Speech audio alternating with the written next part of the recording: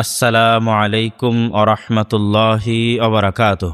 বক্তব্য খুব লম্বা হলে আমাদের উপকার বিষয়টি এমন নয়, কতটুকু আমল করতেছি সেটার উপরই উপকারটা নির্ভর করে।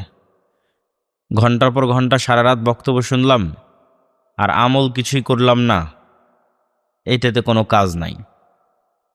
তা আমার সংক্ষিপ্ত বক্তব্যের বিষয়বস্তু মুসলিম উম্মার গোলামি থেকে মুক্তির রাস্তা কি, দাসত্ব থেকে মুক্তির রাস্তা কি। আপনারা যারা আশেপাশে দাঁড়িয়ে আছেন তারাও বসে পড়েন। আপনারা এখান থেকে উঠে হয়তো আশেপাশে 2-1 গ্রাম দূরে যাবেন, আর আমরা উঠে অনেক দূর ফিরতে হবে।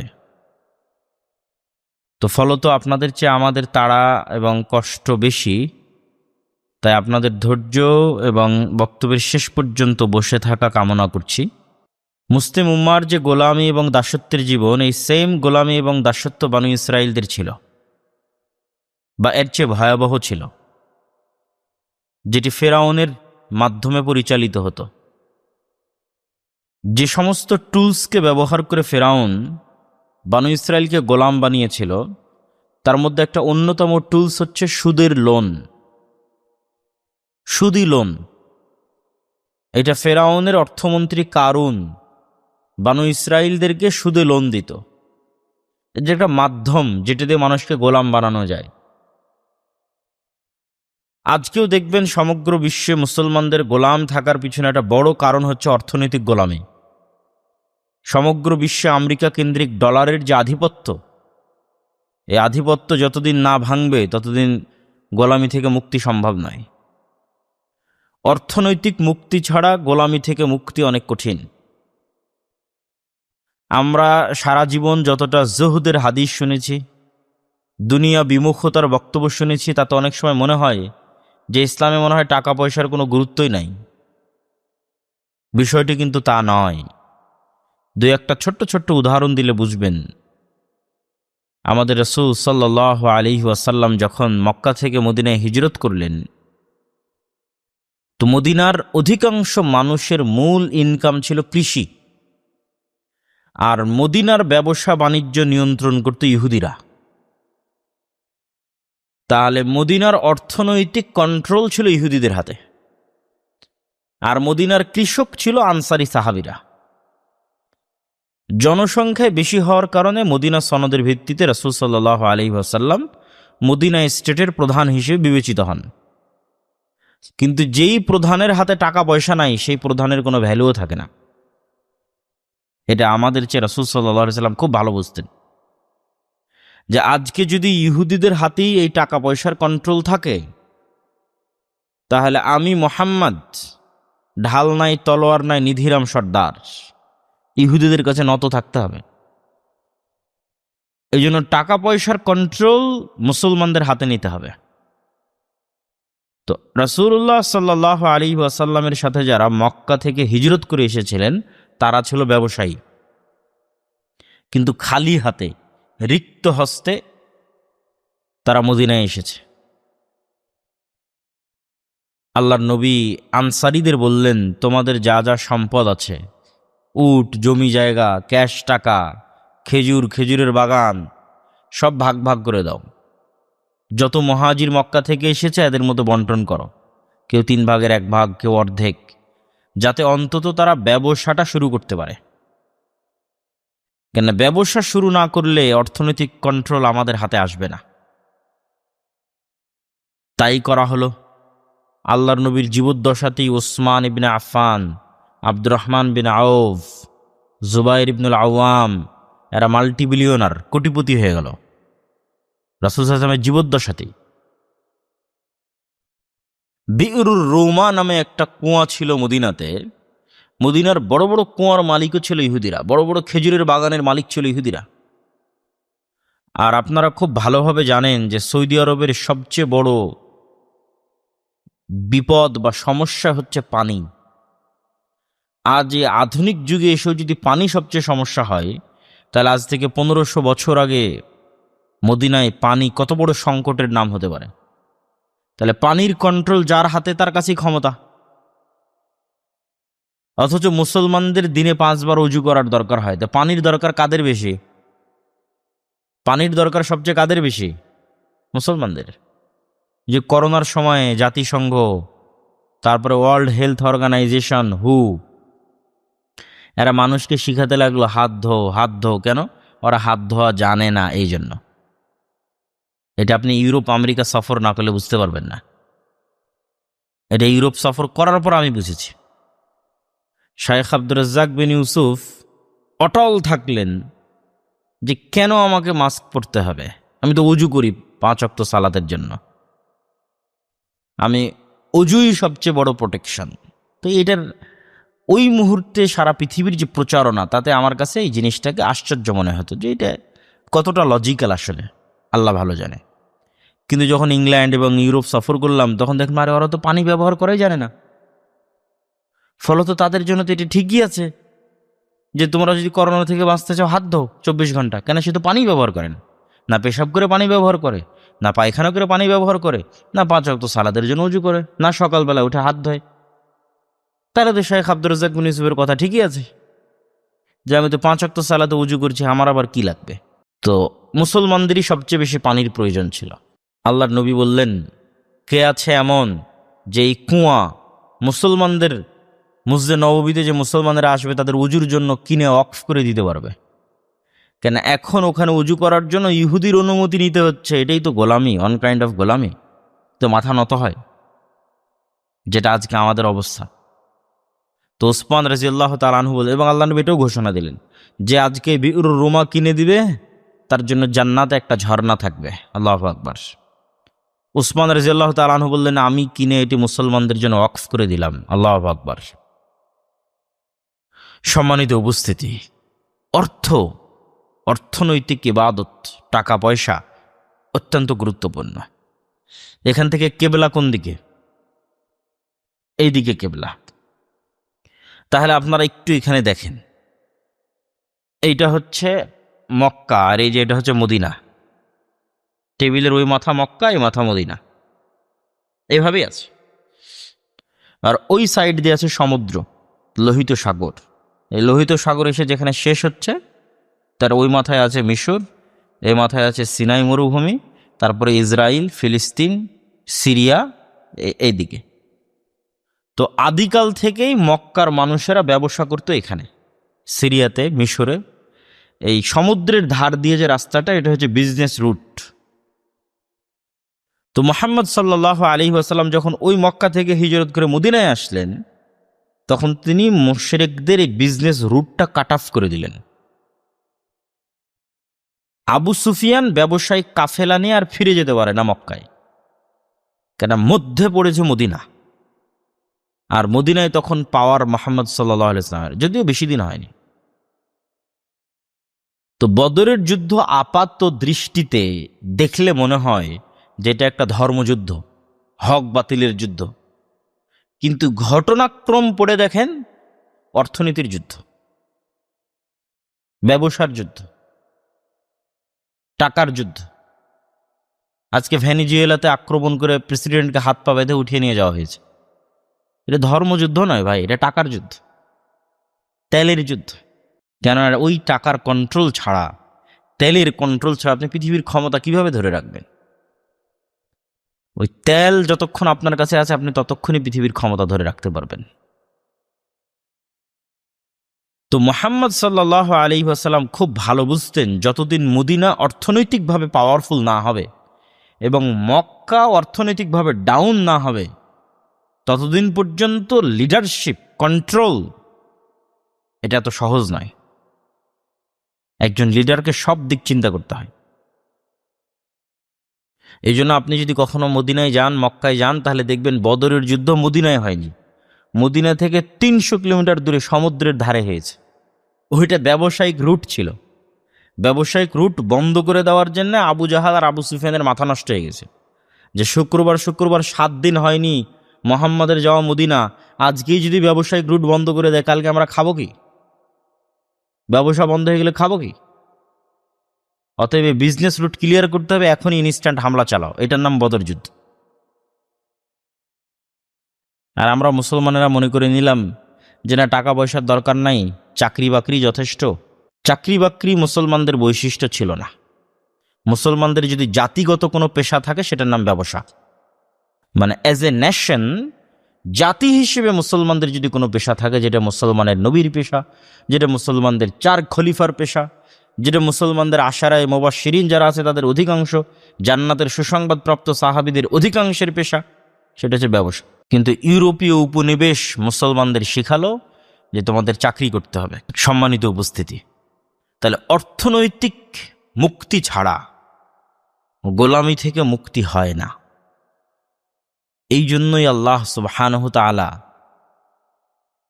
অর্থনৈতিক ইবাদতকে সবচেয়ে পাওয়ারফুল করে দিয়েছেন। পৃথিবীতে সবচেয়ে পাওয়ারফুল 2টি ইবাদত। আমরা স্বাভাবিক দৈনন্দিন যে ইবাদত করছি, সালাত, সিয়াম, হজ, এগুলো দিয়ে জান্নাতে যাওয়ার চ্যালেঞ্জ দেওয়া কঠিন। কেন কঠিন? এগুলো একটাও মানুষ ঠিক মতো করতে পারে না। কে বলবে এখানে উপস্থিত যে আমি যবে থেকে আমার উপর সালাত ফরজ হয়েছে 1 সালাতও কাজা দেইনি? আর কে বলবে উপস্থিত যে আমি জীবনে কোনোদিন একটাও গুনাহ করিনি, নিষ্পাপ, জান্নাতে যাবই? তো যখন এই 2টা পূরণ হয় না, তখন মানুষের জান্নাতে যাওয়া নির্ভর করে আল্লাহর দয়ার উপর, যে আল্লাহকেও ভুল হয়েছে, মাফ করে দাও, সালাত ঠিক মতো পড়তে পারিনি, অনেক গুনাহ করেছি, জান্নাত দাও। কিন্তু নিশ্চিত জান্নাতের 2টা রাস্তা আছে। একটা হচ্ছে মানুষের সবচেয়ে প্রিয় সম্পদ তার নিজের জীবন। এই জীবনটাই যদি সে আল্লাহর রাস্তায় দিয়ে দেয়, তাহলে ইবাদতে কমতি থাকলেও আল্লাহ মাফ করে দেয়, গুনাহ থাকলেও আল্লাহ মাফ করে দেয়, জান্নাত ওর কাছে বিক্রি হয়ে যায়। আল্লাহু আকবার। আর মানুষের দ্বিতীয় সবচেয়ে প্রিয় জিনিস হচ্ছে তার ধন সম্পদ। এইটা দিয়ে জান্নাত কিনে নেওয়া সম্ভব। কেননা ধন সম্পদ দিয়ে আপনার ইবাদতের যদি কমতি থাকে সেটাও রিকভার করা যাবে, গুনাহের কাফফারাও দেওয়া যাবে। তো আমাদের প্রথম পয়েন্ট ছিল গোলামি থেকে মুক্তির জন্য অর্থনৈতিক মুক্তি জরুরি, আর অর্থনৈতিক মুক্তির জন্য ব্যবসা জরুরি। ব্যবসা মানে সুদের উপর লোন নিয়ে ব্যবসা নাই। ধনী হওয়ার কোনো শর্টকাট রাস্তা নাই। প্রত্যেক শর্টকাট রাস্তায় হারাম। যত শর্টকাট রাস্তা আপনাকে কেউ দেখাবে, অনলাইনে বিজ্ঞপ্তি আসবে, ফোন কল আসবে, মেসেজ আসবে, মানুষজন গল্প করবে, সব হারাম। ধনী হওয়ার কোনো শর্টকাট রাস্তা নেই। ধনী একটা লং টার্ম প্রসেস, যেখানে কম্পাউন্ড ওয়েতে মানুষ ধনী হয়। কম্পাউন্ড ওয়ে মানে আজকে আমি আপনাকে এই মঞ্চে ঘোষণা করলাম যে এই হাতে আছে আমার 50 লক্ষ টাকা, আর এই হাতে আছে আমার 1 টাকা। আপনি কে কোন টাকা নেবেন? তবে শর্ত হচ্ছে এই 50 লক্ষ টাকা বাড়বে না, আর এই 1 টাকা প্রতিদিন দ্বিগুণ হারে বাড়বে 30 দিন পর্যন্ত, শুধু 30 দিন। তাহলে আপনার মাথায় কাজ করতে পারে 1 টাকা পরের দিন 2 টাকা হবে, 2 টাকা পরের দিন 4 টাকা হবে, 4 টাকা পরের দিন 8 টাকা হবে, আর কতই বাড়তে পারে, অর্থাৎ 50 লক্ষটাই নিয়ে নিই। কিন্তু আপনি এখান থেকে উঠে গিয়ে ক্যালকুলেশন করবেন, 1 টাকা দ্বিগুণ হারে বাড়তে পারে, 30তম দিনে গিয়ে 1 কোটি পার হয়ে যাবে। 30তম দিনে। শুরুতে অনেক কম মনে হচ্ছে, কিন্তু এটা শেষের দিকে অনেক বেশি হবে। আর যখনই বেশি হবে তখন দ্বিগুণটা আরও বেশি হবে। এটা 1 কোটি ঠেকে যায় 30তম দিনে, 1 কোটি প্লাস। আর 1 টাকাও বাড়বে না, 50 লক্ষই থেকে গেছে। তাহলে শর্টকাট ওয়ে নাই, কিন্তু অল্প অল্প করতে বাড়তে বাড়তে বাড়তে 30 বছর পর দেখবেন আপনি অনেক টাকার মালিক হয়ে গেছে। 40 বছর পর দেখবেন আপনি অনেক টাকার মালিক হয়ে গেছে। 2টে বিষয়ে শুধু ঈর্ষা করা যায়। 1, কাউকে আল্লাহ জ্ঞান দিয়েছে, দাওয়াত দেয়, কাউকে আল্লাহ টাকা দিয়েছে, কিন্তু ভাগ্যের ব্যাপার হচ্ছে ওই টাকা আল্লাহর রাস্তায় ব্যয় করার সুযোগ দিয়েছে। আল্লাহু আকবার। কত টাকাওয়ালা মানুষ নেবেন, মদ খেয়ে টাকা নষ্ট করে দিচ্ছে, দুবাইয়ে গিয়ে নারী নিয়ে ফুর্তি করছে, বিনোদন করছে, গান বাজনার পিছনে টাকা নষ্ট করতেছে, ঘুরে ফিরে খাই দাই করে টাকা শেষ করে দিচ্ছে। কয়টা ধনীকে আল্লাহ এই তৌফিক দেয় যে ধনীও হবে আবার টাকা ব্যয় করবে আল্লাহর রাস্তায়। আল্লাহু আকবার। এই ব্যক্তির উপর ঈর্ষা করা যায়। শ্রেষ্ঠতম ব্যক্তিদের একজন, ঈর্ষা করার মতো ব্যক্তি। যে আফসোস, যদি আমারও এরকম হতো যে আমি কোটি টাকার মালিক হব, আবার সেই টাকা আল্লাহর রাস্তায় দান করব, এর যে শান্তি, এর যে মজা। আল্লাহু আকবার। সম্মানিত উপস্থিতি, এই জন্য মুসলমানদের বসে থাকার কোনো সুযোগ নাই। আল্লাহ সুবহানাহু ওয়া তাআলা কোরআন মাজিদে বলছেন, ফাইদা কুজিয়াতিস সালাহ ফান্তাশিরু ফিল আরজ ওয়াবতাগু মিন ফাজলিল্লাহ। যখনই সালাত শেষ হয়ে যায় তখন ঘরে গিয়ে শুয়ে যাও না, ফজরের সালাত আদায় করে শুয়ে গেছে। অলস যুবক শুধু চাকরিরই ভাইভা দিয়ে বেড়াচ্ছে, শুয়ে যেও না। আল্লাহর জমিনের প্রতি ইঞ্চি জায়গায় বরকত আছে, রিজিক আছে, ওগুলো আল্লাহর দয়া রহমত, ওটা অনুসন্ধানে বের হয়ে পড়ো। দয়া, তুমি যদি জানো যে কোথাও থেকে 1 টাকা হালাল উপায় ইনকাম করা যাবে, তারপর ঘরে বসে আছো, এটা অহংকার। কেন? ওই হালাল উপায়ের 1 টাকা আল্লাহর দয়া, তুমি এটা নিতে যাচ্ছ না কেন? তুমি কি আল্লাহর দয়া থেকে অমুখাপেক্ষী হয়ে গেছো, মুখাপেক্ষীহীন হয়ে গেছো? এত বড় কোটিপতি যে আল্লাহর দয়া লাগবে না, এত বড় লাট সাহেব যে আল্লাহর দয়া লাগবে না, তাহলে জানো ওখানে গেলে 1 টাকা ইনকাম হবে, হালাল উপায়ে যাচ্ছ না কেন? এটি তো অহংকার। সম্মানিত উপস্থিতি, এই পয়েন্টের একটা পয়েন্ট বলে এই পয়েন্ট শেষ করে দেবো, যে অর্থনৈতিক মুক্তি লাগবে গোলামি থেকে মুক্ত হতে চাইলে। সেটা যে ধনী হওয়ার উপায় কি? ধনী হওয়া মাইন্ড সেট আপ, মেন্টালিটির ব্যাপার, মনোজগতের মনস্তাত্ত্বিক বিষয়। যে গরিব ওর মানসিকতা গরিব, যে ধনী ওর মানসিকতা ধনী। সে মানসিকতাটা কি? এই যে এখনই বললাম 50 লক্ষ টাকা দিব, এখানে আপনাদের সবার হাতে যদি আমি 50 লক্ষ করে টাকা দিয়ে দিই বা কারো মাধ্যমে দেওয়া হয়, তাহলে যে গরিব ওর মেন্টালিটি হচ্ছে সে 50 লক্ষ টাকা নিয়ে গিয়ে প্রথমেই চিন্তা করবে যে আচ্ছা এটা দিয়ে আমি তাহলে একটা মোটরসাইকেল কিনি, এটা দিয়ে আমি একটা গাড়ি কিনি, এইটা দিয়ে আমি বাড়ি করি, এসি কিনি, ফ্রিজ কিনি। তাহলে ও এই 50 লক্ষ টাকা প্রত্যেক ওই জায়গায় ব্যয় করার চিন্তা করবে যেখান থেকে আরো ব্যয় বাড়বে। মনে করেন আমি মোটরসাইকেল কিনলাম, এখান থেকে আরো ব্যয় বাড়বে, কেন? মোটরসাইকেলে তেল তুলতে হবে, মোটরসাইকেলের চাকা বাস্ট হয়ে যাবে, চাকা কিনতে হবে, মোবাইল চেঞ্জ করতে হবে। গাড়ি কিনলাম, গাড়িতে খরচ বাড়বে। মোবাইল কিনলাম, ইন্টারনেটের বিল লাগবে। ওয়াইফাই নিলাম, ওয়াইফাইয়ের বিল লাগবে। ফ্রিজ নিলাম, এসি নিলাম, বিদ্যুতের বিল বাড়বে। মানে প্রত্যেক ওই জায়গায় আমি ব্যয় করতেছি যেখান থেকে আরো ব্যয়ের রাস্তা বাড়তেছে। এর মেন্টালিটি গরিব, এই কোনোদিন ধনী হতে পারবে না, ফুল স্টপ। যার মেন্টালিটি ধনী সে ধনী হয়ে যাবে। সে কি? ও 50 লক্ষ টাকা নিয়ে চিন্তা করবে এই টাকাটা কোথায় ব্যয় করলে সেখান থেকে আর 1 টাকা ইনকাম হতে পারে। ও খালি পায়ে হাঁটবার, স্যান্ডেল কেনার দরকার নাই, ওর জামা কেনার দরকার নেই, ছিঁড়ে জামা পরে ঘুরে বেড়াবে। ওর এসি ফ্রিজের দরকার নেই, না খেয়ে থেকে যাবে, সমস্যা নেই। ওর মোটর সাইকেল গাড়ির দরকার নেই, বাসে বাসে চড়ে বেড়াবে, ভ্যানে ভ্যানে চড়ে বেড়াবে। কিন্তু ওর মাথায় চিন্তা কাজ করতেছে 50 লক্ষ টাকা কোথায় ব্যয় করলে আরো 1 টাকা ইনকাম হতে পারে, এ ধনী হয়ে যাবে। এটাই ধনী হওয়ার মূল, এটা মানসিকতার ব্যাপার এবং কোনো শর্টকাট ওয়ে নাই। কিন্তু মুসলমানদেরকে হালাল উপায়ে টাকা ইনকাম করতেই হবে, নাহলে ভালো মতো স্ত্রীকে পর্দা করাতে পারবেন না, আত্মসম্মানের সাথে পৃথিবীতে টিকে থাকতে পারবেন না। পৃথিবীতে টাকারই যুদ্ধ চলতেছে। পয়েন্ট নাম্বার 2, আমি সংক্ষিপ্ত করে 2-1টা করে পয়েন্ট বলে গোলামি থেকে মুক্ত হওয়ার যে রাস্তা, যে রোড ম্যাপ, সেটা আপনাদের সামনে সংক্ষিপ্ত আকারে তুলে ধরবো ইনশাআল্লাহ। পয়েন্ট নাম্বার 2 হচ্ছে পূর্ণাঙ্গ তাওহীদ এবং ঈমান বিল গায়বে ইয়াকিন। পূর্ণাঙ্গ তাওহীদ কাকে বলে? আল্লামা ইকবাল লিখছেন, ये दौर अपने বারাহিম কি তালাশ মে হ্যাঁ। এই যুগের মুসলমানদের সকল সমস্যার সমাধান হচ্ছে, এই যুগের মুসলমানদের মধ্যে একজন ইব্রাহিম লাগবে, ইব্রাহিম আলাইহিস সালাম লাগবে। যে মুসলমানদের মধ্যে একজন ইব্রাহিম বের হয় না কেন? অনেক তো কবি নজরুল বের হয়ে গেল, কবি ইকবাল বের হয়ে গেল, অনেক বিজ্ঞানী বের হয়ে গেল, অনেক আলেম ওলামা বের হয়ে গেল, কিন্তু ইব্রাহিম কোথায়? এ দৌর আপনি ইব্রাহিম কি তালাশ মে হ্যাঁ। মুসলমানদের মুক্তির রাস্তা হচ্ছে ইব্রাহিম লাগবে মুসলমানদের মধ্যে। তো ইব্রাহিম আলাইহিসসালামকে আলাদা করার কারণ হচ্ছে, ইব্রাহিম আলাইহিসসালাম শতভাগ তাওহীদের আইকন। তাওহীদের আইকন হচ্ছে ইব্রাহিম আলাইহিসসালাম। যে কারো মধ্যে যদি শতভাগ তাওহীদ থেকে থাকে তাহলে আইকন কে? ইব্রাহিম আলাইহিসসালাম। এই জন্য মুহাম্মদ সাল্লাল্লাহু আলাইহি ওয়াসাল্লাম নিজেকে বলতেন যে আমি মিল্লাতে ইব্রাহিমের অনুসারী, যে আমি ইব্রাহিমের দ্বীনের অনুসারী, ইব্রাহিমের মিল্লাতের অনুসারী। উনি আইকন শতভাগ তাওহীদের। শতভাগ তাওহীদ মানে শুধু শিরক থেকে দূরে থাকা নয়, শতভাগ তাওহীদ মানে শুধু বেদাত থেকে দূরে থাকা নয়, শতভাগ তাওহীদ মানে আপনার অন্তরকে, কলবকে পৃথিবীর সকল কিছু থেকে শুধু আল্লাহ সুবহানাহু তাআলা মুখী, সকল কিছু থেকে পবিত্র হয়ে শুধু আল্লাহ সুবহানাহু তাআলা মুখী। মনে করেন আপনি শিরক করেন না, কবরে যান না, কিন্তু আপনি বিড়ি সিগারেট খান, তাহলে আপনার ইলাহ বিড়ি সিগারেট, ওটার নেশায় আপনি আসক্ত। ইলাহু হাওয়া, আর মনের চাহিদা প্রবৃত্তি আর ইলাহ, শতভাগ তাওহীদপন্থী সে নয়।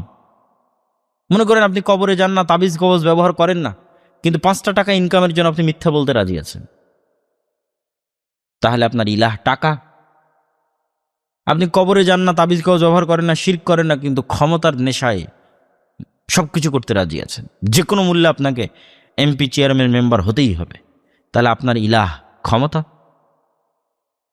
এইভাবে মানুষের অন্তরে ভালোবাসা, শ্রদ্ধা, ভয়, ভীতির যে পাটগুলো, এই পাটগুলো মানুষ কোথায় দিয়ে রেখেছে? টাকার কাছে, বিড়ি সিগারেটের কাছে, নারীর কাছে, ক্ষমতার কাছে, কোথায় দিয়ে রেখেছে?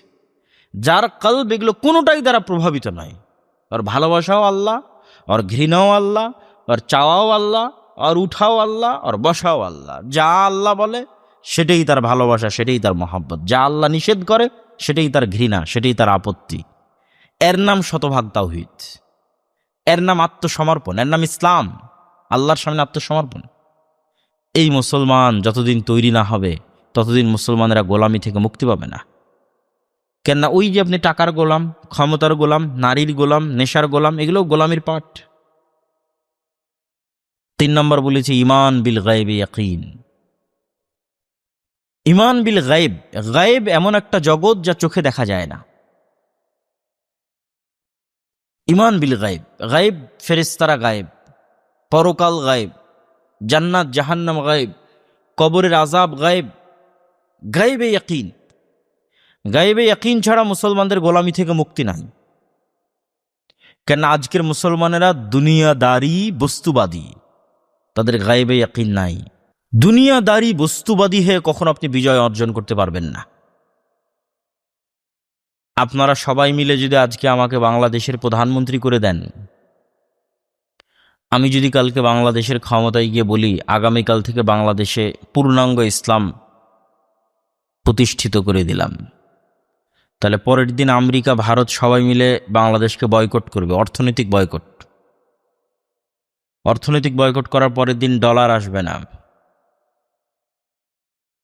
ব্যবসা বাণিজ্য অফ হয়ে যাবে, গার্মেন্টসের ক্রয় আদেশ থেমে যাবে, দেশের অর্থনৈতিক চাকা থেমে যাবে, বিদ্যুৎ সাপ্লাই অফ, নাই বললেই চলে, অল্প অল্প নিভু নিভু। 1 সপ্তাহ যেতে না যেতেই বাংলাদেশের মানুষেরা মিছিল করবে, রাখো তোমার ইসলাম, নামাও এ আবদুল্লাহকে। হবে? তাহলে এইটার উপায় কোথায়?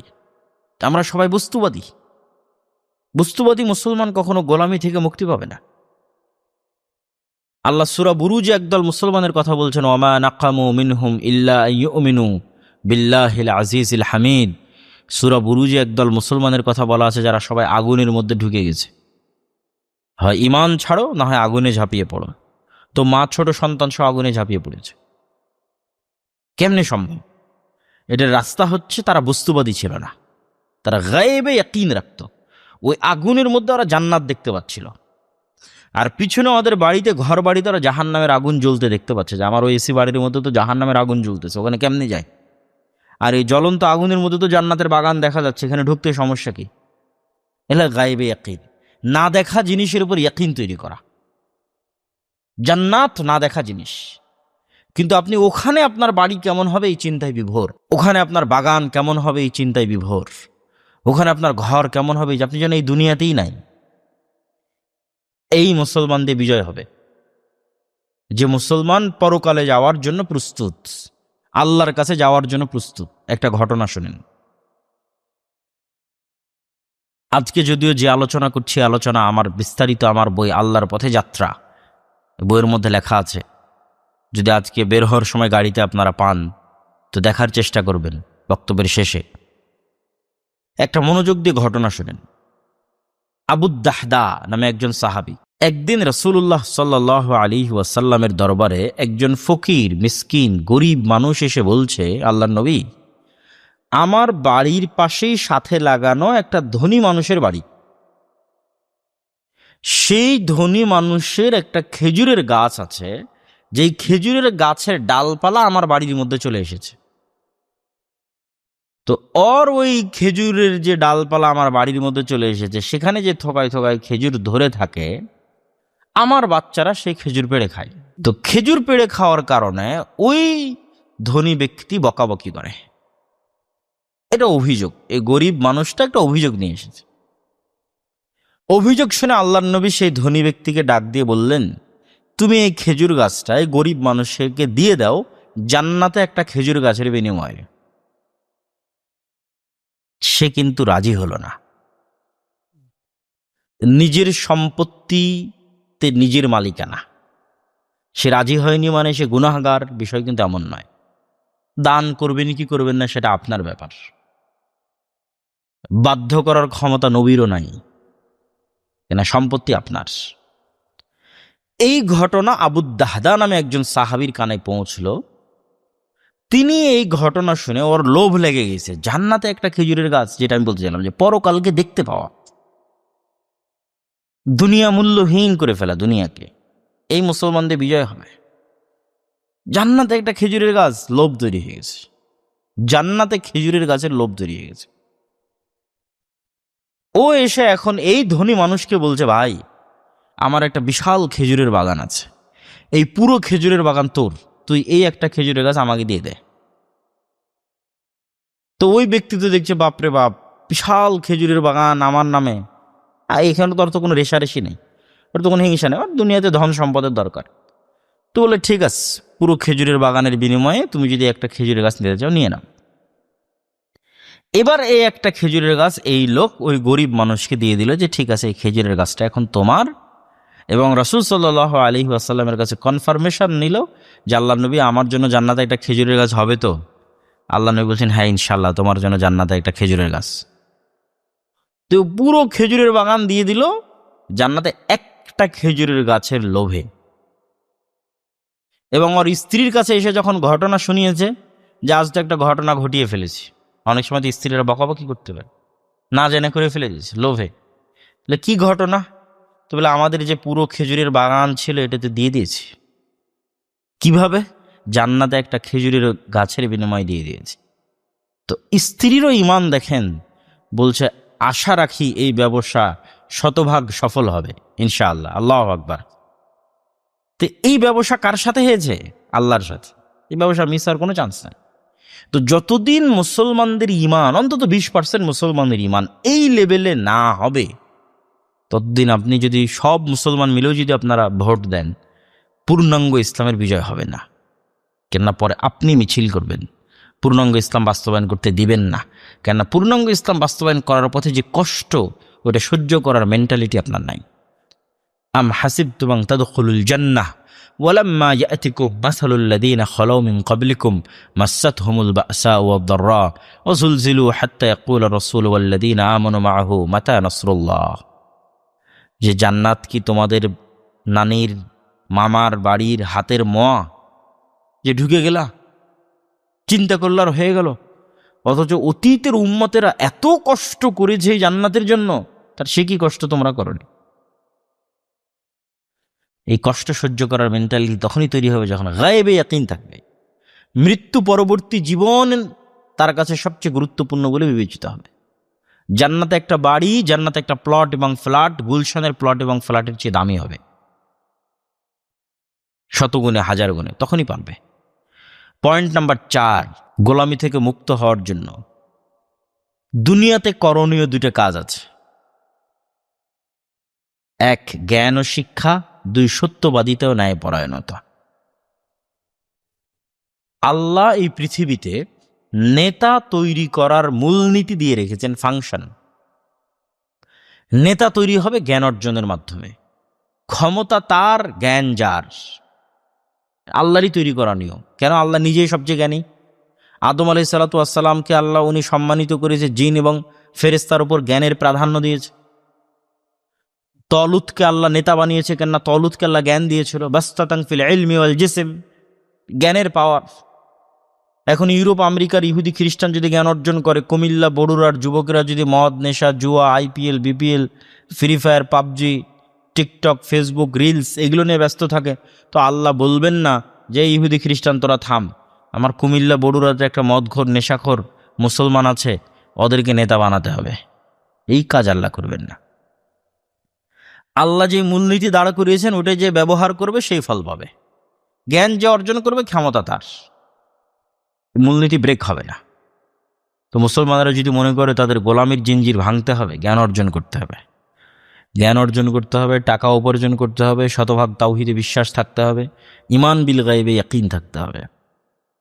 পয়েন্ট নাম্বার 5, নেতা তৈরি হওয়ার মূল বীজ, যেভাবে আপনারা ধানের বীজ রোপণ করেন, এই বীজের নাম হচ্ছে সত্যবাদিতা, ন্যায়পরায়ণতা।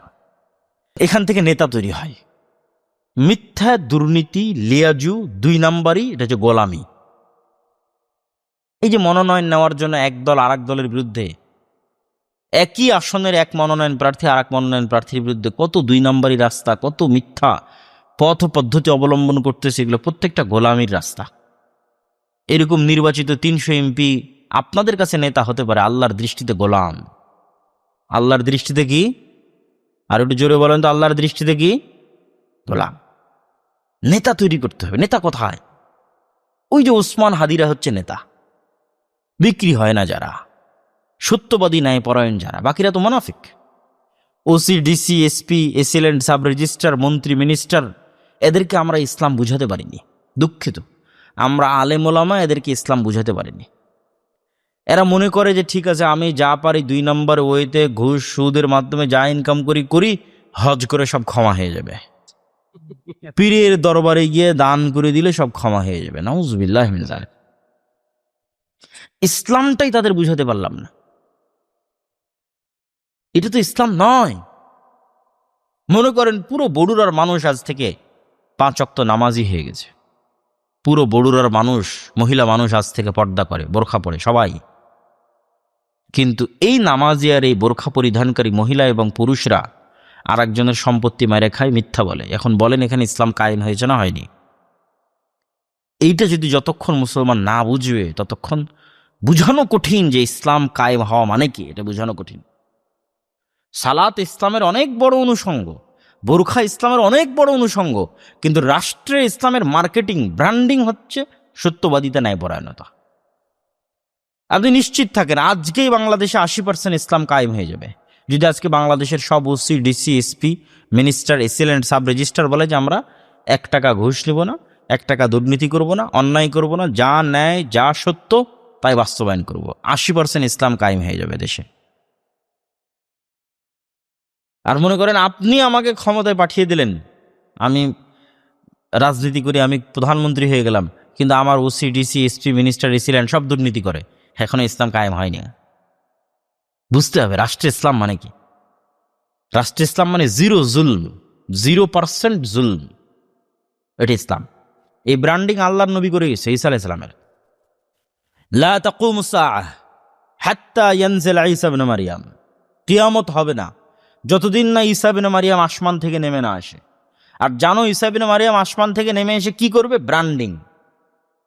ব্র্যান্ডিং বুঝেন যে ইসলাম রাষ্ট্রে যাবে, তার ব্র্যান্ডিং কি? আল্লাহ নবী বললেন না ঈসা ইবনে মারইয়াম আসমান থেকে নেমে এসে সবকে পিটিয়ে সালাত আদায় করাবে, ওটা ইসলামের পার্ট, কিন্তু রাষ্ট্রে ইসলামের ব্র্যান্ডিং নাই। রাষ্ট্রে ইসলামের ব্র্যান্ডিং কি? রাষ্ট্রে ইসলামের ব্র্যান্ডিং হচ্ছে যে 0% জুলম। বললেন উনি সমগ্র পৃথিবীতে ইনসাফ প্রতিষ্ঠা করবে। আল্লাহু আকবার। কেউ কারো উপর কোনো জুলুম করবে না। এটা কুকুর আর এক কুকুরের উপর নয়, এক গরু আর এক গরুর উপর নয়, এক মানুষ আর এক মানুষের উপর নয়। সারা পৃথিবী ন্যায়ে পরিপূর্ণ হয়ে যাবে। এটা আল্লাহর শাসন, আল্লাহ ন্যায়পরায়ণ। কেউ যখন মানুষের নেতা হয়ে ন্যায় প্রতিষ্ঠা করে তখন ও কার গুণে গুণান্বিত হয় জানেন? আল্লাহর গুণে। এ বিশাল বড় ব্যাপার, বিশাল বড় ব্যাপার যে আপনি চেয়ারম্যান, তারপরে ন্যায় প্রতিষ্ঠা করতেছেন, আপনি প্রিন্সিপাল, ন্যায় প্রতিষ্ঠা করতে, এটা আল্লাহর গুণ। ন্যায় আল্লাহর গুণ। তো এই ওসি, এসপি, ডিসি এদের কে বুঝাবে যে বাবা তোমরা অন্যায় উপায়ে ইনকাম করে হজ করতেছো, অন্যায় উপায়ে ইনকাম করে দান করতেছো, এগুলো তো কবুল হচ্ছে না। তুমি ওই যে হজের নেকি পেতে চাচ্ছ, তুমি যে দানের নেকি পেতে চাচ্ছ, এর চেয়ে বড় নেকি পাওয়ার রাস্তা তো তোমার কাছেই আছে। সেটা কি হুজুর? সেটা কি? রাসূল সাল্লাল্লাহু আলাইহি সাল্লাম বলছেন, সাবআতু ইউদিল্লুহুমুল্লাহ ইয়াওমা লা দিল্লা ইল্লা দিল্লুহ, 7 শ্রেণীর মানুষকে বিশেষ ছায়া দেওয়া হবে। তো নামাজি, দানবীর, তাহাজ্জুদ গুজার সবকে ছাপিয়ে 1 নম্বরে ঘোষণা করা হলো ইমামুন আদিল, ন্যায়পরায়ণ, দায়িত্বশীল। তাহলে তুমি ওসির চেয়ারে বসে ন্যায় প্রতিষ্ঠা করো, তুমি তো রাতে তাহাজ্জুদ গুজারের যে বেশি নেকি কামিয়ে নিলা। এটা আল্লাহর গুণ। তুমি ডিসির চেয়ারে বসে ন্যায় প্রতিষ্ঠা করো, তুমি দানবীরের চেয়ে বেশি নেকি কামিয়ে নিলা। তোমাকে কে বলেছে দুর্নীতি করে হজ করতে? পাগল, তো মুনাফিকি, তোমার তো কোনো ইবাদতই কবুল হবে না। তুমি যে পদে বসে আছো ওখানে ন্যায় প্রতিষ্ঠা করো, সবার চেয়ে বড় নেকি তোমার। এটা ইসলাম। আমাদের কবে সেই প্রজন্ম আসবে যে প্রজন্ম সর্বোচ্চ জ্ঞানী হবে, আবার টাকা দিয়ে কিনাও যাবে না? এইরকম 500 জন যদি ওসমান হাদি তৈরি হয়, তাহলে বিপ্লব হতে আর কিছু লাগে না, রাষ্ট্রে ইসলাম প্রতিষ্ঠা হতে আর কিছু লাগে না। সর্বশেষ 2টা পয়েন্ট। এত কিছু করলেন, এই পদ্ধতিতে যদি আপনি আগান, বিপদ, আক্রমণ, বাধা আপনার নিয়তি হয়ে দাঁড়াবে রাস্তায়। তখন আল্লাহর সাহায্য ছাড়া বিজয় নিশ্চিত করা পসিবল নয়। মুসলমানদের জন্য আল্লাহর সাহায্য ছাড়া বিজয় সম্ভব না। আমি জ্ঞান অর্জন করলাম, ঠিক আছে, অনেক জ্ঞানী হয়ে গেছি, আমি অনেক সত্যবাদী ন্যায় পরায়ণ, এখন আমাকে তো পৃথিবী সহ্য করবে না। উসমান হাদির মতো একটা ছোট বাচ্চাকে সহ্য করতে পারেনি, আমাদের সমবয়সী যুবককে সহ্য করতে পারেনি, তো কেমনে সহ্য করবে এরকম একটা প্রজন্মকে? পারবে না। তখন তখন তো আল্লাহর সাহায্য লাগবে। আল্লাহর সাহায্য নিশ্চিত করা ছাড়া বিজয় হয় না। আল্লাহর সাহায্য নিশ্চিত করতে 2টো জিনিস লাগে, একটা সালাত, একটা জিকির, আরো অনেক কিছু, কিন্তু এই 2টা সবচেয়ে বড়। আমরা যেমন ইন্টারনেটের মাধ্যমে, হোয়াটসঅ্যাপের মাধ্যমে, মোবাইল ফোনের মাধ্যমে এখান থেকে 1000 কিলোমিটার দূরে আমেরিকায় বসে থাকা কারোর সাথে লাইভ ক্লাস করতেছি, ঢাকায় বসে থাকা কোনো শিক্ষকের সাথে লাইভ সেশনে যুক্ত হচ্ছে। তো এই যে লাইভ ক্লাস, লাইভ সেশনে যুক্ত হওয়া, এটি যে ইন্টারনেটের মাধ্যমে করতেছি, এই ইন্টারনেটের চাইতেও, এই মোবাইলের চাইতেও শতভাগ উন্নত প্রযুক্তি হচ্ছে সালাত, যেটা দুনিয়াতে বসে থাকা মানুষকে, দুনিয়ায় থাকা মানুষকে 7 আসমানে আরশের উপরে থাকা রব্বুল আলামিনের সাথে লাইভ কানেক্টেড করে দেয়, সরাসরি মুখোমুখি। রাসূল সাল্লাল্লাহু আলাইহি ওয়াসাল্লামের হাদিস। কেননা এই ফরম্যাট লাউহে মাহফুজে সেট করা আছে। যখনই আপনি এই ফরম্যাটে দাঁড়ান, ওই পবিত্রতায়, ওই সিস্টেমে, ওই টাইমে, ওই আওয়াজে, প্রত্যেক ফরম্যাটের সাথে নির্ধারিত আওয়াজ আছে। সুবহান রাব্বিল আযীম, সুবহান রাব্বিল আলা, আলহামদুলিল্লাহ রাব্বিল আলামিন, এগুলো তখন লাউহে মাহফুজের সাথে মিলে যায়। এবং তখন মানুষ রব্বুল আলামিনের মুখোমুখি হয়। আল্লাহ সুবহানাহু ওয়া তাআলা, মানুষ যে সিজদার দিকে তাকিয়ে থাকে, অন্তর যদি আল্লাহর সাথে কানেক্টেড থাকে, তাহলে আল্লাহ সুবহানাহু ওয়া তাআলা তার নূরের পর্দা সরিয়ে মানুষের মুখোমুখি হয়ে যান। এই জন্য সালাতে যে নাই, ওর নাম আল্লাহ সুবহানাহু ওয়া তাআলার গন্তির মধ্যেই নাই, আল্লাহ সুবহানাহু ওয়া তাআলার কাউন্টের মধ্যেই নাই। তাহলে এরকম 16 কোটি বেনামাজিকে দিয়ে ইসলামের কোনো কাজ আছে? কোনো কাজ নাই, কোনো কাজ নাই। কিন্তু ও তো আল্লাহর গণনার মধ্যেই নেই, ওর আবার কি কাজ? ও তো আল্লাহ সুবহানাহু ওয়া তাআলার কাউন্টের মধ্যেই নেই, ওর কি কাজ? ও ভাগাড়ে পড়ে মরে গেলেও আল্লাহ সুবহানাহু ওয়া তাআলা দেখবেন না। তাহলে যতক্ষণ আল্লাহ সুবহানাহু ওয়া তাআলার সাথে আপনি কানেক্টেড না থাকছেন, ততক্ষণ আল্লাহর সাহায্য আসবে না। এই জন্য সূর্যগ্রহণে আল্লাহর নবী সালাত পড়েন, চন্দ্রগ্রহণে সালাত পড়েন, বৃষ্টি প্রার্থনায় সালাত পড়েন। এমন কোনো বিপদ নাই যে বিপদে উনি সালাতে দাঁড়ান না। কেন? সালাতে দাঁড়ানো মাত্রই তো এটা একটা প্রযুক্তি, কানেকশন তৈরি হয় লাইভ রব্বুল আলামিনের সাথে। আপনি যেমন বিপদে পড়লে ফোন হাতে নিয়ে ফায়ার সার্ভিসকে কল দিচ্ছেন, আর একজন বিপদে পড়ে সাথে সাথে সালাতে দাঁড়িয়েছে, আপনি কল দিচ্ছেন ফায়ার সার্ভিসকে, ও লাইভ কানেক্টেড হচ্ছে কার সাথে? রব্বুল আলামিনের সাথে। এই জন্য সালাত ছাড়া মুসলমানদের বাঁচার কোনো রাস্তা নেই। আর সালাতের মধ্যে সবচেয়ে পাওয়ারফুল হচ্ছে রাতের সালাত। এই জন্য বিজয়ের জন্য 5 ওয়াক্ত সালাত প্রথম, সবচেয়ে জরুরি। 2 নম্বর হচ্ছে জিকির, বিশেষ করে সকাল সন্ধ্যার জিকির। জিকির কেন পাওয়ারফুল এটা বুঝতে হলে আপনাকে বুঝতে হবে সাউন্ড বা আওয়াজ কেন পাওয়ারফুল, কেন শক্তিশালী। সাউন্ড বা আওয়াজ ভিত্তিক যে টেকনোলজি, এটা কেন শক্তিশালী। আমাদের আজকের টেকনোলজি দাঁড়িয়ে আছে আলোর মধ্যে, লাইটের ওয়েভের মধ্যে, আলোর তরঙ্গের মধ্যে ডাটা ট্রান্সফার করার যে ক্ষমতা, এই ক্ষমতার উপর ভিত্তি করে দাঁড়িয়ে আছে। তো এর চাইতেও পাওয়ারফুল প্রযুক্তির নাম শব্দ, আওয়াজ। যেমন আমি এখানে আওয়াজ তৈরি করতেছি, এখানে যদি একটা চাইনিজ বসে থাকতো, ওর কাছে কি মনে হতো আমি বাংলা বলতেছি না আওয়াজ তৈরি করতেছি? আওয়াজ চিল্লাচ্ছে এমনি। ঠিক এখানে যদি একটা চাইনিজ বক্তব্য দিত, আপনার কাছে কি মনে হতো যে কিছু বলতেছে না এমনি আওয়াজ তৈরি হচ্ছে? আওয়াজ তৈরি হচ্ছে, শব্দ তৈরি হচ্ছে, কি বলছে কেউ জানে না। তাহলে এরকম আওয়াজের কিছু ফরম্যাট আছে, যেই ফরম্যাটে আওয়াজ তৈরি করলে পিঁপড়াও বুঝবে যে এই পিঁপড়া ডানে যা, ও ডানে চলে যাবে। ওই ফরম্যাটটা আমার জানা নাই। আওয়াজের কিছু ফরম্যাট আছে যেটাতে পাখির সাথে কথা বলা যাবে, যেটাতে গরুর সাথে কথা বলা যাবে। এই সাউন্ড টেকনোলজি, এটার কিছু জ্ঞান আল্লাহ সুলাইমান আলাইহিসসালামকে দিয়েছিলেন। কাকে দিয়েছিলেন? সুলাইমান আলাইহিসসালামকে দিয়েছিলেন। সুলাইমান আলাইহিসসালামের জীবনীর একটা বড় ব্যতিক্রম ঘটনা হচ্ছে রানী বিলকিসের সিংহাসনকে উঠিয়ে নিয়ে আসা চোখের পলকে।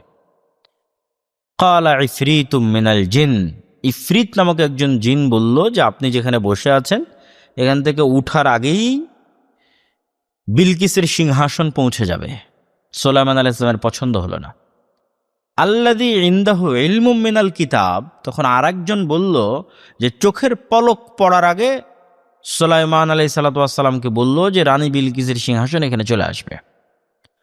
তো এই লোকের বর্ণনা কোরআনে দেওয়া আছে এভাবে যে আল্লাযী ইনদাহু ইলমুম মিনাল কিতাব, যার কাছে কিতাবের জ্ঞান আছে। তাহলে বোঝা যাচ্ছে আগের জন ইফরিত গায়ের জোরে সিংহাসন নিয়ে আসতে চেয়েছে, আর পরের জন গায়ের জোরে নয়, এই জ্ঞানের জোরে চোখের পলকে নিয়ে আসবে। আল্লাযী ইনদাহু ইলমুম মিনাল কিতাব, কিতাবের জ্ঞান আছে। কি জ্ঞান?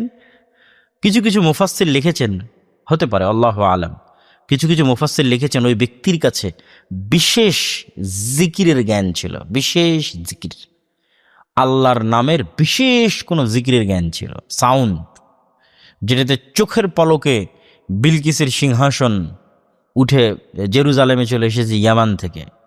এলা আওয়াজের পাওয়ার, শব্দের পাওয়ার। আল্লাহ পৃথিবী ধ্বংস করার সিস্টেম শব্দের উপর নির্ভর করেছে, আওয়াজের উপর।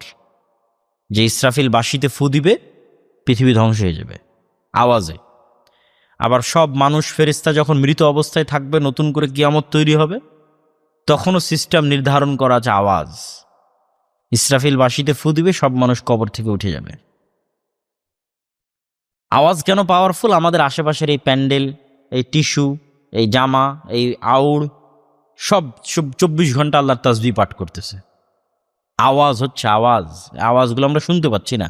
যেমন পিঁপড়ার চলার আওয়াজ শুনতে পাই না, কিন্তু পিঁপড়া যে চলতেছে এই চলার আওয়াজ আবার আরেক প্রাণী শুনতে পায়, যেমন হাতি শুনতে পায়, আমরা শুনতে পাচ্ছি না। তারা যে তাসবিহ পাঠ করতেছে, এদের তাসবিহ অন্য জীবজন্তুরা শুনতে পায়, আমরা পাই না। তার চেয়েও ভয়ঙ্কর হচ্ছে আমি যে বললাম সুবহান আল্লাহ, এই সুবহান আল্লাহ এও বুঝে, সব বুঝে এরা, যদ্দূর পর্যন্ত আওয়াজ গেছে। এটা আমি বলিনি, এটাও রাসূল সাল্লাল্লাহু আলাইহি ওয়াসাল্লাম বলতেছেন যে মুয়াজ্জিন যখন আজান দেয়, যদ্দূর পর্যন্ত আজানের আওয়াজ যায়, সব জীবজন্তু, জড়বস্তু, জড় পদার্থ, কীট পতঙ্গ, পঙ্গপাল এই আওয়াজ শুনে বুঝে কিয়ামতের মাঠে সাক্ষী দিবে। আল্লাহু আকবার। তাহলে তো আওয়াজের উপরই সব, তাসবিহ এবং জিকিরের উপরই সব।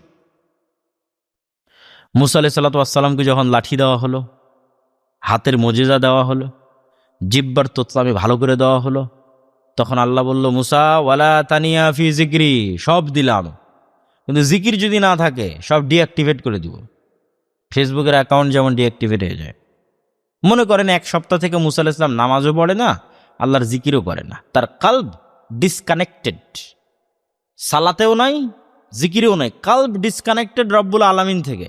এখন লাঠি ছাড়লে সাপ হবে না, এখন লাঠি ছাড়লে সমুদ্রের রাস্তা তৈরি হবে না, এগুলো ডিঅ্যাক্টিভেট হয়ে গেছে, ফাংশন আর কাজ করবে না।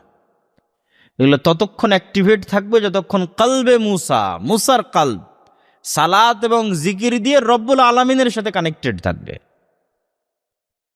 মুসলমানদের বাঁচার কোনো রাস্তা নাই আল্লাহর সাহায্য ছাড়া, আর আল্লাহর সাহায্য পাওয়ার কোনো রাস্তা নাই সালাত ছাড়া। সালাত আদায় করতেই হবে মুসলমানদেরকে। সকাল সন্ধ্যার জিকির অনেক পাওয়ারফুল। পৃথিবীর এমন কোনো অসম্ভব নয় যা সম্ভব নয় সকাল সন্ধ্যার জিকির দিয়ে। দোয়াতে নিজের স্বার্থ বেশি থাকে, জিকিরে সব আল্লাহর প্রশংসা, আল্লাহর বড়ত্ব, আল্লাহর মহত্ব, আল্লাহর দয়া, আল্লাহর গুণাবলী। তাহলে আজকের পুরো আলোচনার সারমর্ম কি দাঁড়ালো? গোলামি থেকে বাঁচতে চাইলে অর্থনৈতিক মুক্তি লাগবে। অর্থনৈতিক মুক্তি মানে সুদবিহীন ক্যাশ টাকার মালিক হতে হবে। সুদ ইটসেলফ গোলামি, সুদ নিজেই গোলামি। ওটিতে ফেরাউন গোলাম বানাতো বানু ইসরায়েলকে। তাহলে সুদ মুক্ত ক্যাশ টাকার মালিক যত বেশি হবেন তত গোলামি থেকে মুক্তি লাভ করবেন। 2 নম্বর, জ্ঞানে সর্বোচ্চ স্তরে পৌঁছতে হবে। ন্যায় পরায়ণতা, সত্যবাদিতায় কোনো ছাড় দেওয়া যাবে না। বোনের সম্পত্তি ন্যায়ের সাথে বুঝিয়ে দিয়েছেন, হ্যাঁ তাহলে নেতা হবেন, না তাহলে গোলাম। 14 পুরুষ গোলাম হবে আপনার। এরকম স্ত্রীর সাথে ন্যায় করেন, হ্যাঁ তো নেতা, না তো গোলাম। জীবনের প্রত্যেক স্তরে ন্যায় প্রতিষ্ঠা করার চ্যালেঞ্জ, এটাই আল্লাহর গুণ, এটাই পৃথিবীতে নেতা হওয়ার গুণ, এটাই গোলামি থেকে মুক্ত হওয়ার গুণ। তাহলে সর্বোচ্চ জ্ঞান, সর্বোচ্চ ন্যায়, বিক্রি না হওয়া, এবং 3টা গায়েবী জিনিস লাগবে। 3টা। 1, তাওহীদ পূর্ণাঙ্গ, ঈমান বিল গায়বে ইয়াকিন, আর আল্লাহর সাহায্য পাওয়ার জন্য সালাত এবং জিকিরের সহযোগিতা। তাহলে আল্লাহ সুবহানাহু ওয়া তাআলা স্পেশাল ফেরেশতার ফোর্স দিয়ে আপনাকে সহযোগিতা করবে ইনশাআল্লাহ, যেমন তার রাসূলকে করেছেন। এরকম 500 মানুষ তৈরি হয়ে গেলে ইসলাম প্রতিষ্ঠা হয়ে যাবে। 16 কোটি বেনামাজির ভোট দিয়ে ইসলাম প্রতিষ্ঠা হবে না। সালাত আদায়কারীর মাধ্যমে ইসলাম প্রতিষ্ঠা হবে। কোনো লাভ নাই ওই মিছিলের, ওই মিটিংয়ের। সত্যবাদী হওয়ার মাধ্যমে ইসলাম প্রতিষ্ঠা হবে, ন্যায়পরায়ণ হওয়ার মাধ্যমে ইসলাম প্রতিষ্ঠা হবে। আল্লাহ সুবহানাহু ওয়া তাআলা আমাদেরকে এই মূলনীতিগুলো ফলো করে একটা প্রজন্ম তৈরি করার তৌফিক দান করুক, আল্লাহুম্মা আমিন। আর এই পুরো আলোচনা বিস্তারিত আল্লাহর পথে যাত্রা যে বই আমাদের গাড়িতে যদি থাকে, এই বইটা প্রত্যেক স্কুল, কলেজ, মসজিদ, মাদ্রাসায় প্রতি সপ্তাহে অন্তত 1-2 পৃষ্ঠা করে পড়ে পাঠচক্র আয়োজন করা উচিত। আল্লাহ আমাদের কবুল করুক, আল্লাহুম্মা আমিন। আসসালামু আলাইকুম ওয়া রাহমাতুল্লাহি ওয়া বারাকাতুহু। সবাই বৈঠক শেষের দোয়া পড়ি। সুবহানাকা আল্লাহুম্মা ওয়া বিহামদিকা আশহাদু আল্লা ইলাহা ইল্লা আনতা আস্তাগফিরুকা ওয়া আতুবু ইলাইক।